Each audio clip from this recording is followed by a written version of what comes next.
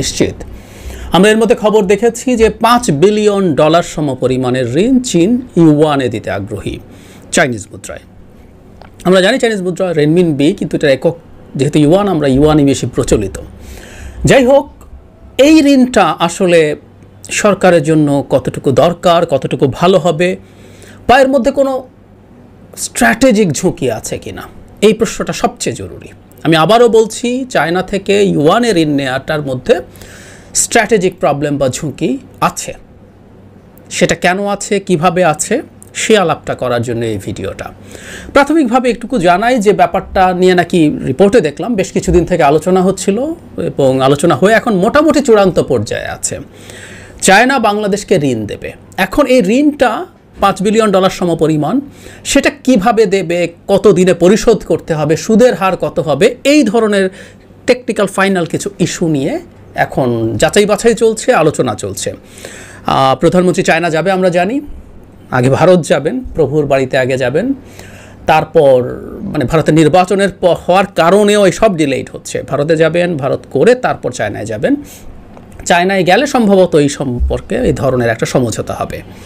দীর্ঘদিন থেকে চায়না বাংলাদেশের সাথে ইউয়ানে বাণিজ্য করার কথা, ভারত রুপিতে বাণিজ্য করার কথা, এসব বলছিল। মানে এই প্রসেসটা কিভাবে কাজ করবে? চায়না বাংলাদেশকে এই পরিমাণে ইউয়ান দেবে, সরকারের কী লাভ হবে? এই মুহূর্তে আপনি যখন ইউয়ান হাতে পাবেন, আপনার তো ডলারের ক্রাইসিস আছে, এবং চায়নার সাথে আমরা প্রচুর জিনিস চায়নার কাছ থেকে আমরা ইম্পোর্ট করি। অঙ্কটা বিশাল, 22-23 এরকম সালগুলোতে আমরা $26-27 বিলিয়ন পার ইয়ার চায়না থেকে ইম্পোর্ট করেছি। প্রায় 1/3 বেশি তো বটেই ইম্পোর্ট করছি আমরা। $26-27 বিলিয়ন মধ্যে ওঠানামা করে আমরা আমদানি করেছি, হুইচ ইজ ভেরি ইন্টারেস্টিং, মাত্র $68 কোটি 23 সালে, $1 বিলিয়ন না। তাহলে যেটা হলো, আপনি যেহেতু চায়না থেকে প্রচুর ইম্পোর্ট করেন, আপনার কাছে যদি ইউয়ান লোন পান, আপনি সেই $5 বিলিয়ন সমপরিমাণের যে বিল চায়নাকে আপনি মেটাতেন, আমরা ইলেকট্রনিক্স করি, শিল্পের কাঁচামাল করি, ক্যাপিটাল মেশিনারিজ করি, অনেক কিছু, আপনি ওই বিলটা ইউয়ান দিয়ে মেটাবেন। তাহলে যেটা হলো, আপনার কাছে ইনস্ট্যান্টলি ডলার দিতে হলো না। ইনস্ট্যান্টলি শব্দটা একটু মাথায় রাখুন। কিন্তু চায়নার তো ঋণ শোধ করতে হবে, কিভাবে আপনি শোধ করবেন? যখন ইউয়ান নিয়ে আলোচনা হয়েছে, রুপি দিয়ে বাণিজ্যের আলোচনা হয়েছে, তখন এই আলোচনাটা বহু আগে আমি আলাদাভাবে করেছিলাম। আজকে একটু বলে রাখি, দুটো দেশের বাণিজ্যের পরিমাণ, আমদানি রপ্তানি যদি খুব কাছাকাছি হয়, তাহলে এটা এফেক্টিভ হয়, বিশেষ করে দুই দেশই লাভবান হয়। যদি এটা উল্টো হয়, এক দেশের সাথে আরেক দেশের বিপুল বাণিজ্য ঘাটতি আছে, ভারতের সাথেও আমাদের আছে, আমরা ইম্পোর্ট করে $15-16 বিলিয়ন, এক্সপোর্ট করে সাকুল্যে প্রায় $2 বিলিয়ন, কম বেশি $1.5 বিলিয়নের একটু বেশি। তো কি হলো? ধরুন আপনি এখন ইউয়ানে, আমরা ইউয়ান দিয়ে বুঝি, ইউয়ান আপনাকে দিল চায়না, আপনি এটা দিয়ে পরিশোধ করলেন। এটা তো ঋণ। চায়নাকে আপনি ঋণ পরিশোধ করবেন কিভাবে?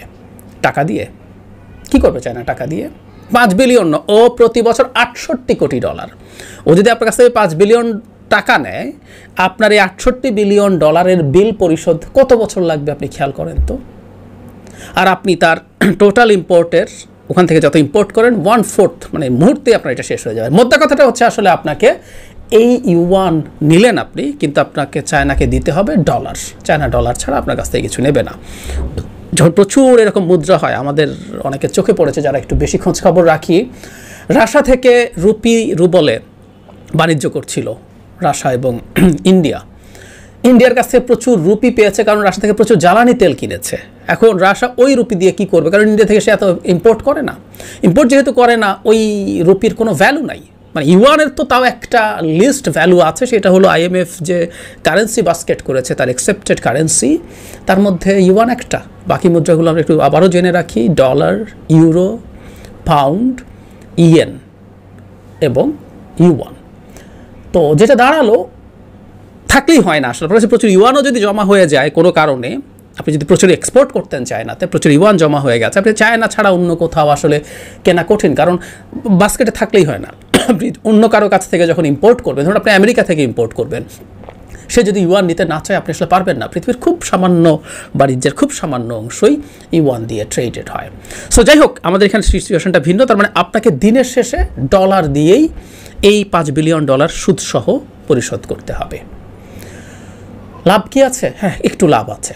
আপনি এই যে ইউয়ান নিলেন, এই ইউয়ানটা $5 বিলিয়ন আমদানি বিল আপনি পরিশোধ করতে পারছেন যেটা এই মুহূর্তে এই ইউয়ানের $5 বিলিয়ন ঋণ যদি না পেতেন, আপনাকে $5 বিলিয়ন সমপরিমাণের ডলার দিয়ে পরিশোধ করতে হতো।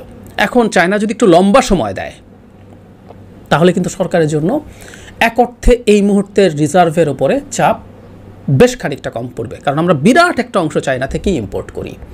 এই $5 বিলিয়ন চাপ কমে গেল, ধরলাম ওরা একটু লম্বা সময় দিল এবং সুদের হার যদি একটু কম রাখে, এটা সেই অর্থে সরকারের জন্য রিজার্ভের দিক থেকে পজিটিভ। সরকার সেই সিদ্ধান্ত নিতে পারে। চায়নাও আগ্রহী। চায়না আগ্রহী কেন? চায়না আসলে দীর্ঘদিন থেকে চাইছে তার মুদ্রায় ট্রানজ্যাকশন যত বেশি করা যায়। আপনি যদি গ্লোবাল সুপার পাওয়ার হতে চান, আপনাকে আসলে আপনার মুদ্রা লাগবে, আপনার মুদ্রার ডমিনেন্স লাগবে। আমি ডলারকে এখনই ফেলে দিতে হবে বলিনি, কিন্তু একটা বিরাট চাঙ্ক অফ ইন্টারন্যাশনাল ট্রেড আপনি ইউয়ানে করছেন। এই পরিস্থিতিতে যাওয়ার আগে বা মানুষ ইউয়ানকে তার রিজার্ভ মুদ্রা হিসাবে ধারণ করছে যথেষ্ট পরিমাণ, সেটা হওয়ার আগ পর্যন্ত আপনি আসলে সেরকম পাওয়ার হবেন না। ফলে চায়না চাইছে বিভিন্ন সময়, সে রাশিয়ার সাথে ট্রেড এখন ইউয়ানে করার চেষ্টা করছে এবং রাশিয়াও বেশ কিছু, আমরা জানি যে ইউক্রেন আগ্রাসনের পর রাশিয়াকে ইন্টারন্যাশনাল পেমেন্ট সিস্টেম যেটা সুইফট, সেটাই বন্ধ করে দেওয়া হয়েছিল। ফলে অনেক দেশ রাশিয়ার সাথে চায়নার পেমেন্ট সিস্টেম দিয়ে এবং চায়না মুদ্রায় বাণিজ্য করছে। সুতরাং চায়না চাইছে যত বেশি সম্ভব ইউয়ানে বাণিজ্য হোক। এর মধ্যে চায়না বাংলাদেশকে ইউয়ান দেবে কি দেবে না, এটা নিয়ে একটা ঝুঁকির প্রশ্ন থাকতে পারত। সেটা হচ্ছে এই কারণে, যেহেতু বর্তমান সরকার এই দফায় ক্ষমতায় আসার পর থেকে ব্লাইন্ডলি ইন্ডিয়াকে সাপোর্ট করছে, ইন্ডিয়া যা বলছে তাই করছে। এবং আমি গতকালই একটা ভিডিও বা দুদিন আগে একটা ভিডিও করে দেখিয়েছি যে চায়না যে মানে তার পাখির চোখ করেছিল যে প্রজেক্টটা তিস্তা প্রজেক্ট, সেটাও শেষ পর্যন্ত আসলে ইন্ডিয়া ঝুলিয়ে দিয়েছে। সো চায়নার খেপে যাওয়ার কারণ আছে এবং চায়না খেপে দেব না। কিন্তু আবার চায়নার যেহেতু অন্য একটা ইন্টারেস্ট আছে যে আমি আমার $5 বিলিয়ন সমপরিমাণ ইউয়ান যদি দেই, ইউয়ানকে আমি মুদ্রা হিসাবে আরও বেশি চালু করে ফেলতে পারবো। এই বিবেচনায় চীন ঋণটা দিতে চাইছে এবং ঋণটা সম্ভবত দেয়া হবে। কিন্তু এখানেই ঝুঁকির জায়গাটা, এখানে একটা কৌশলগত ঝুঁকির প্রশ্ন আছে। চায়না যদি সরকারকে $5 বিলিয়ন ডলারের ঋণ দিয়ে দিত, এটা নিয়ে আমেরিকার বা ইন্ডিয়ারও মাথা ঘামানোর কিছু ছিল না। আমাদের মনে থাকার কথা, রাশিয়ার যে নিউক্লিয়ার পাওয়ার প্ল্যান্ট, ওটার মূল যে ঋণ চুক্তি, সেটার পেমেন্ট এখনও শুরু হয়নি, কিন্তু আরও কিছু পেমেন্ট বাংলাদেশকে এখনই দিতে শুরু করতে হয়েছিল এবং বাংলাদেশ সেটা দিতে পারছিল না। বাংলাদেশ চাইনিজ পেমেন্ট সিস্টেম ব্যবহার করে ইউয়ানে মানে রাশিয়াকে মূল্য পরিশোধ করতে চেয়েছিল, কিন্তু দেখা গেছে পরবর্তীতে এটা নিয়ে আমেরিকাতে রিপোর্ট হয়েছে পত্রপত্রিকায় এবং সেটা নিয়ে বাংলাদেশ সরকারের উপরে এতটাই চাপ এসেছিল, শেষ পর্যন্ত সেই পেমেন্টটা দিতে পারেনি বাংলাদেশ। এই পরিস্থিতি, যদিও এখানে শুধু ইউয়ান ব্যবহার করা প্রধান কারণ না, আপনি রাশিয়াকে পে করছেন। রাশিয়াকে যেহেতু ইন্টারন্যাশনাল পেমেন্ট সিস্টেম থেকে বাইরে রাখা হয়েছে, সেখানে আপনি রাশিয়াকে পে করছেন, সেটা মেজর ইস্যু ছিল। কিন্তু ইউয়ানের যে সিস্টেম, সেটা এফেক্টিভ হচ্ছে, এটাও পশ্চিমাদের মাথা ব্যথার বড় একটা কারণ। সুতরাং বাংলাদেশ এইভাবে ভবিষ্যতে আরও যদি একই চর্চা শুরু করে, এটা তো মাত্র শুরু হলো, বাংলাদেশের ডলার ক্রাইসিস কাটছে না এবং চায়না এই ঋণটা দেওয়ার পর তার ঋণের ইনস্টলমেন্টগুলো যদি বাংলাদেশ সুদে আসলে ঠিকঠাক মতো মোটামুটি দিয়ে যেতে পারে, একই রকম ঋণ বাংলাদেশ আরও পাবে।